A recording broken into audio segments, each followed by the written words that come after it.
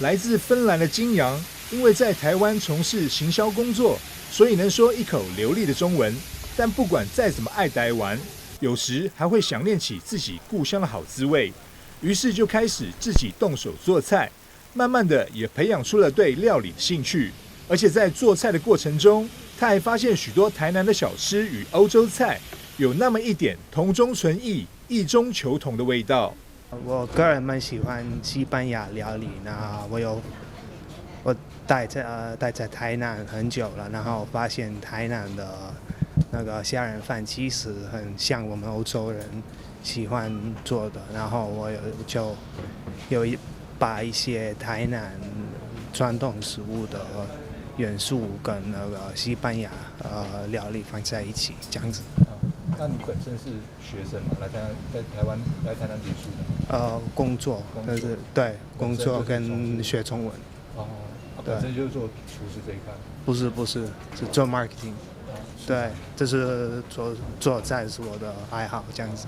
毕竟是外国菜，有些餐点的用料并不是这么容易取得，这也让晋阳不得不妥协。这次特别与台湾好友厨师钱秋梅合作推出妥协料理，14日在番薯崎中继空间举办共享餐会。芬兰的艺术家，他用他芬兰的料理加上台南在地的食材，做出一道道的妥协料理，那可以说是非常的有特色。可以说用在地的食材，但是他吃到是国外异国料理的一个风味。想这一次非常谢谢蔡佩璇策展人，那在这里用他的这样一个遐想性的空间，但是展出很多不一样的一个策展的手法。第一次的共享餐桌是用妥协料理。那妥协料理我们邀请来自芬兰的一个应该讲旅行的游者哈，然后他们怎么样子在这个地方适应我们台南的这块土地，然后因为可能在生活上有点水土不服，所以他开始把他平常可以就是旅行的经验这些料理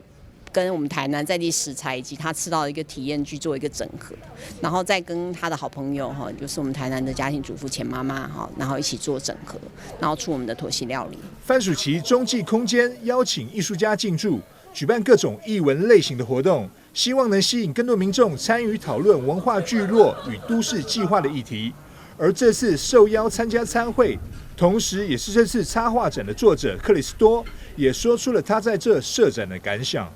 这里有非常多的旧城跟一些很巷弄的一些迷宫，然后我非常喜欢这种台湾非常就是有悠久历史文化的一个地方，然后就是很幸运刚好可以在很喜欢的番薯崎的这个旧城区做展览。那这个展览呢，大家可以看到说有很多的伞，然后其实主要的是因为我是觉得说像这些台湾非常有特色的一些旧城区，应该是要以它原本的灵魂跟形式去长出它新的东西，所以我就是把我的画当做一个点缀，然后就是像一个伞，一朵一朵的花开在这个就是有点像是旧的地方，就是有点废墟的地方，可是它长出了新的生命，然后一朵一朵的绽放。因为在番薯崎中继空间的展览大受好评，策展单位特别与插画家克里斯多商量，最后决定将展期延至11月底。